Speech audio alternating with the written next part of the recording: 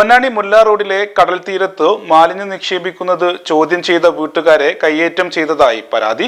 എന്റെ ഇഷ്ടങ്ങൾ എന്റെ ഫാമിലിക്ക് അറിയാം. Family wedding centre. പൊന്നാനി മുല്ല റോഡിന് സമീപത്തെ കടൽ തീരത്ത് മാലിന്യ നിക്ഷേപം പതിവായതോടെ ഇത് ചോദ്യം ചെയ്ത സമീപവാസികളെ കയ്യേറ്റം ചെയ്തതായി പരാതി.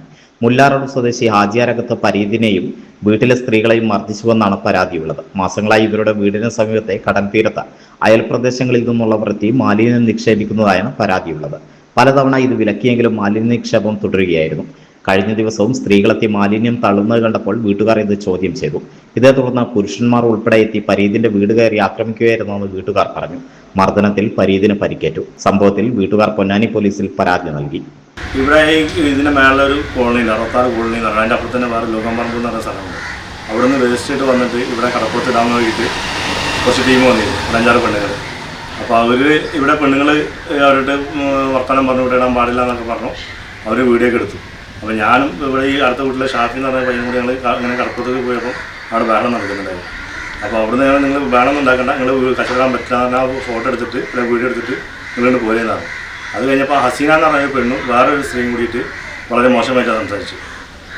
അത് കഴിഞ്ഞ് അവർ പോയി. അതിൽ 66 നിന്ന് സെംസു എന്ന് പറഞ്ഞൊരു ഒരാൾ വന്നിട്ട് എന്നെ ഈ വഴിയിലിട്ട് തല്ലി. അവരുടെ മോളെ അനിയത്തി ആരോ കയറി പിടിച്ചെന്ന് പറഞ്ഞിട്ട്. അപ്പോൾ എങ്ങോട്ട് അറിയുക അങ്ങോട്ട് അത് സമ്മതം അവിടെ ഉണ്ടായിട്ടില്ല. അത് കഴിഞ്ഞപ്പം സെംസുവിൻ്റെ അനിയൻ അനീഫ എന്ന് പറഞ്ഞൊരു പയ്യൻ അവനും വന്ന് തല്ലി. പിന്നെ അവിടുന്ന് കുറേ ഒരു 10-15 ചെക്കന്മാർ വന്നിട്ട് വീട് കയറി ആക്രമിച്ചു. അതിൻ്റെ കാലിന് എല്ലിന് പൊട്ടുണ്ട്. എനിക്ക് ഹോസ്പിറ്റലിൽ ഇവിടെ ഇതിൽ അടിയിട്ടിൻ്റെ ഇതുണ്ടായിരുന്നു, നെഞ്ചിൽ ഇടിച്ചിട്ടുണ്ടായിരുന്നു.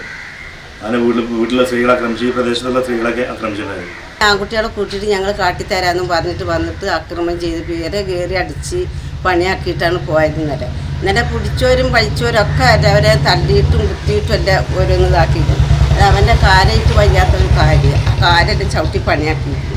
ഞങ്ങളെല്ലാവരും ഇന്നലെ അങ്ങോട്ട് വന്നതാണ്. വീണ്ടും എത്രായിരം ജനങ്ങളാണ് ആൺകുട്ടികൾ വന്നിട്ട് വേറെ പെര കയറിയിട്ട് ആക്രമണം ചെയ്തിരുന്നത്.